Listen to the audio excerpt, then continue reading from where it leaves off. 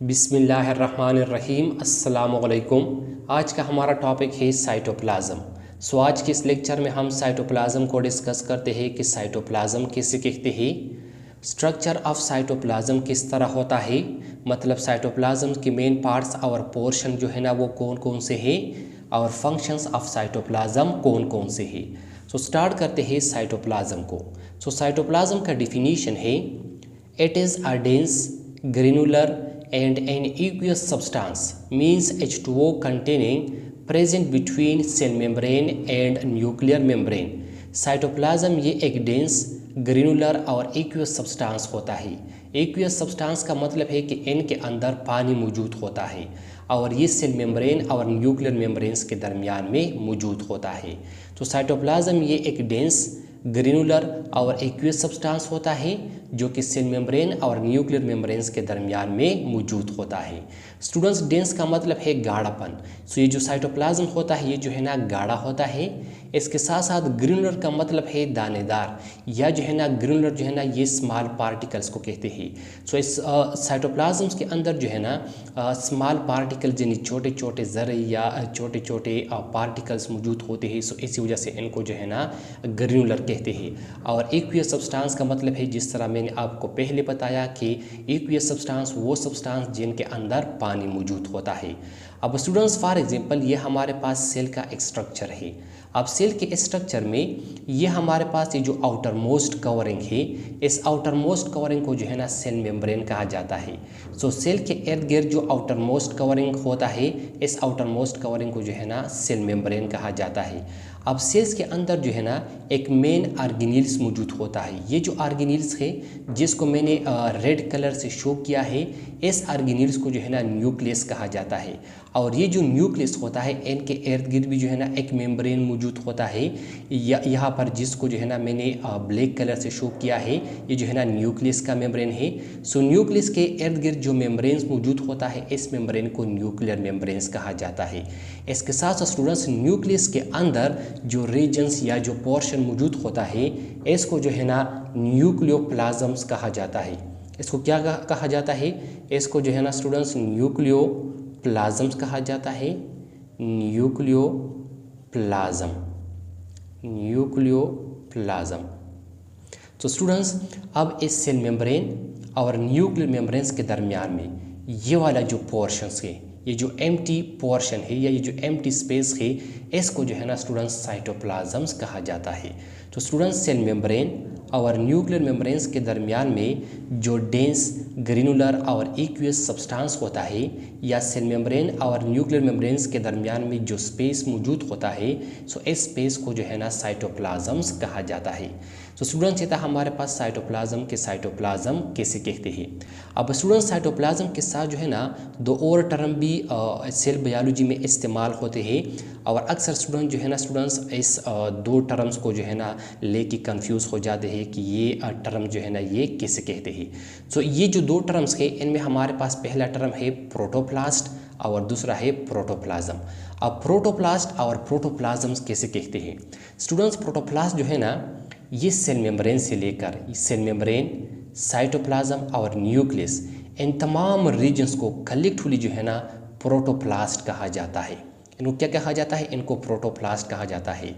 Cell membrane, साइटोप्लाज्म्स और nucleus के अंदर भी जितना रीजन्स, जितना स्पेस मौजूद होता है, इन तीनों रीजन्स को, सेल मेम्ब्रेन को, साइटोप्लाज्म्स को और न्यूक्लियस को, इन तीनों रीजन्स को कलेक्टिवली प्रोटोप्लास्ट कहा जाता है।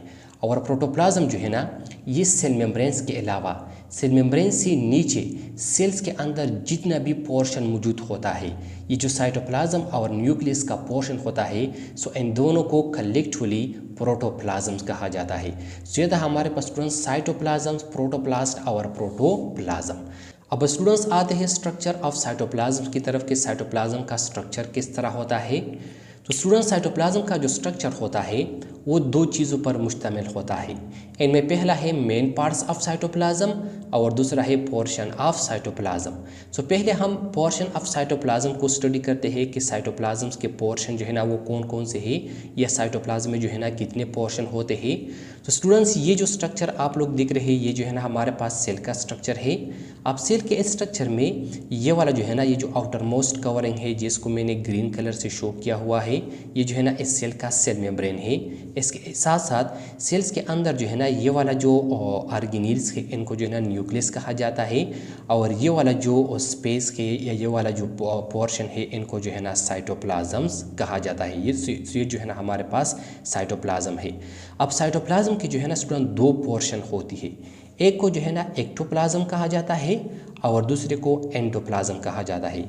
एक्टोप्लाज्म साइटोप्लाज्म का वो पोर्शन जो कि बाहर की तरफ होते हैं या साइटोप्लाज्म का वो पोर्शन जो कि न्यूक्लियस से बहुत दूर होता है और सेल मेम्ब्रेन के साथ जो है ना बहुत नज़दीक होता है। सो साइटोप्लाज्म का वो पोर्शन जो कि सेल मेम्ब्रेन के साथ नज़दीक होता है इनको जो है ना एक्टोप्लाज्म कहा जाता है। तो साइटोप्लाज्म में ये वाला जो पोर्शन है जिसको मैंने कम्प्लीटली ग्रीन कलर से ब्लू कलर से शो किया हुआ है, तो साइटोप्लाज्म के इस पोर्शन को जो है ना स्टूडेंट्स एक्टोप्लाज्म्स कहा जाता है। और ये जो एक्टोप्लाज्म होता है ये विस्कस होता है, मतलब ये जो है ना इंतहाई गाढ़ा होता है, इनमें गाढ़ापन बहुत ज़्यादा होता है और इसके साथ साथ ये जो है ना नॉन ग्रेनुलर होता है। तो ये था हमारे पास साइटोप्लाज्म्स का पहला पोर्शन। अब साइटोप्लाज्म का दूसरा पोर्शन है हमारे पास एंडोप्लाज्म। स्टूडेंट्स साइटोप्लाज्म का वो पोर्शन जो कि एक्टोप्लाज्म्स के नीचे जो है ना मौजूद होता है या साइटोप्लाज्म्स का वो पोर्शन जो कि न्यूक्लियस के साथ जो है ना नज़दीक होता है। सो साइटोप्लाज्म के इस पोर्शन को एंडोप्लाज्म कहा जाता है। सो ये वाला जो पोर्शन है इस पोर्शन को जो है ना एंडोप्लाज्म्स कहा जाता है और ये जो एंडोप्लाज्म होता है ये जो है ना नॉन विस्कस होता है और इसके साथ साथ ये जो है ना ग्रेनुलर होता है। सो ये था हमारे पास स्ट्रक्चर ऑफ साइटोप्लाज्म में पोर्शन ऑफ साइटोप्लाज्म। अब स्टूडेंट्स आते हैं मेन पार्ट्स ऑफ साइटोप्लाज्म की तरफ कि साइटोप्लाज्म में कितने मेन पार्ट जो है ना वो मौजूद होते हैं। तो साइटोप्लाज्म में दो मेन पार्ट्स होते हैं, एक को सॉल्युबल पार्ट्स कहते हैं और दूसरे को इनसॉल्युबल पार्ट्स कहते हैं। तो साइटोप्लाज्म का जो सॉल्युबल पार्ट्स होता है उनको जो है ना साइटोसोल भी कहा जाता है।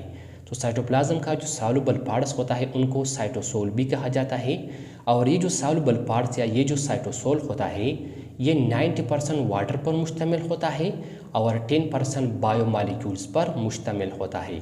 अब इसमें जो 10% बायोमॉलिक्यूल्स मौजूद होते हैं इनमें जो है ना दो तरह के बायोमॉलिक्यूल्स मौजूद होते हैं। एक जो है ना इसमें स्मॉल साइज़ वाले मॉलिक्यूल्स होते हैं और दूसरा जो है ना इसमें लार्ज साइज़ वाले मॉलिक्यूल्स होते हैं। तो जब इसमें जो है ना स्मॉल साइज़ वाले मॉलिक्यूल का कंसंट्रेशन ज़्यादा होता है, मतलब इस 10% बायोमॉलिक्यूल्स में जब स्मॉल साइज़ वाले मॉलिक्यूल्स का जो है ना या स्मॉल साइज़ वाले बायोमॉलिक्यूल्स का कंसंट्रेशन ज़्यादा होता है तब ये जो है ना हमारे पास एक ट्रू सोल्यूशन बनाता है। और जब इस 10% बायोमॉलिक्यूल्स में हमारे पास लार्ज साइज़ वाले बायोमॉलिक्यूल्स का कंसंट्रेशन ज़्यादा होता है तब ये हमारे पास जो है ना स्टूडेंट्स कोलाइडल सोल्यूशन बनाता है, फिर इसको जो है ना कोलाइडल सोल्यूशंस कहते हैं। तो जब इस 10% बायोमॉलिक्यूल्स में स्मॉल साइज़ बायोमॉलिक्यूल्स का कंसंट्रेशन ज़्यादा होता है तब इसको जो है ना ट्रू सोल्यूशन कहा जाता है और जब इस 10% बायोमॉलिक्यूल्स में लार्ज साइज़ वाले बायोमॉलिक्यूल्स का कंसंट्रेशन ज़्यादा होता है तब उसको जो है ना कोलाइडल सोल्यूशंस कहा जाता है। और फिर ये जो कोलाइडल सोल्यूशन होता है ये जो है ना दो तरह का होता है। एक इनमें जो एक किस्म होता है वो जो है ना विस्कस होता है और जो दूसरा किस्म होता है वो जो है ना नॉन विस्कस होता है।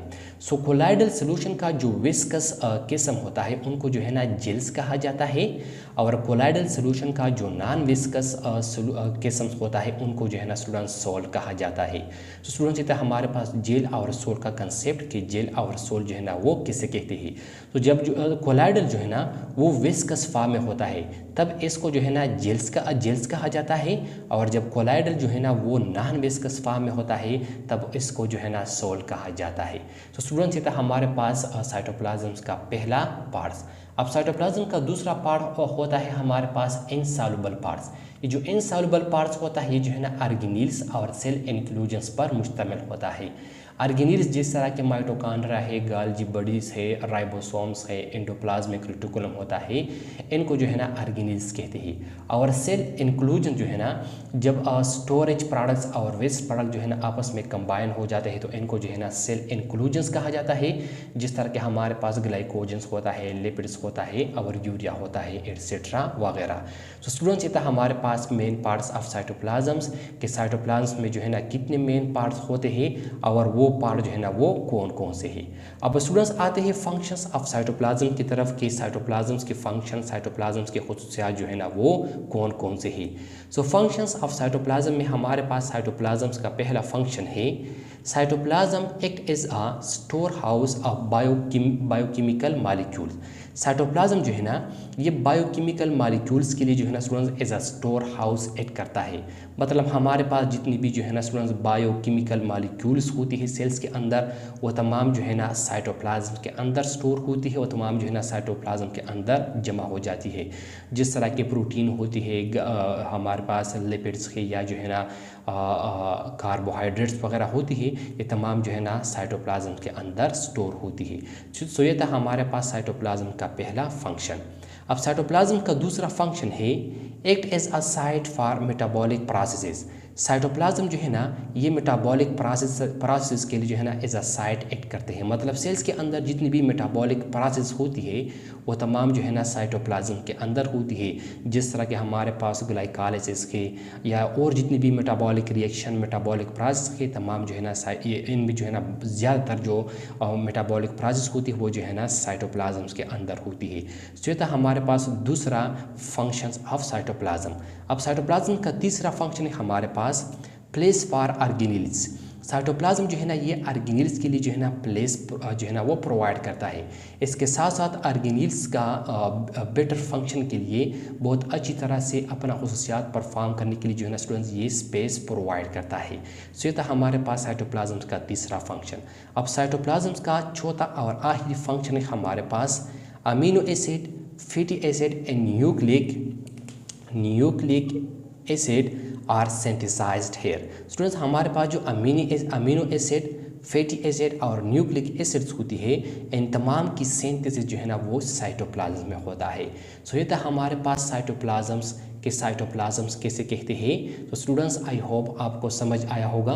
स्टूडेंट्स अगर आपने अभी तक हमारे इस चैनल को सब्सक्राइब नहीं किया है तो काइंडली हमारे इस चैनल को सब्सक्राइब करें। और इसके साथ साथ जो है ना स्टूडेंट्स अगर आपको ये वीडियो अच्छी लगी हो तो आप जो है ना इस वीडियो को अपने दोस्तों के साथ जो है ना स्टूडेंट्स शेयर करें और इस वीडियो को जो है ना स्टूडेंट्स लाइक भी ज़रूर करें। तो स्टूडेंट्स इंशाल्लाह नेक्स्ट लेक्चर में मुलाकात होगी। Thank you, वस्सलाम।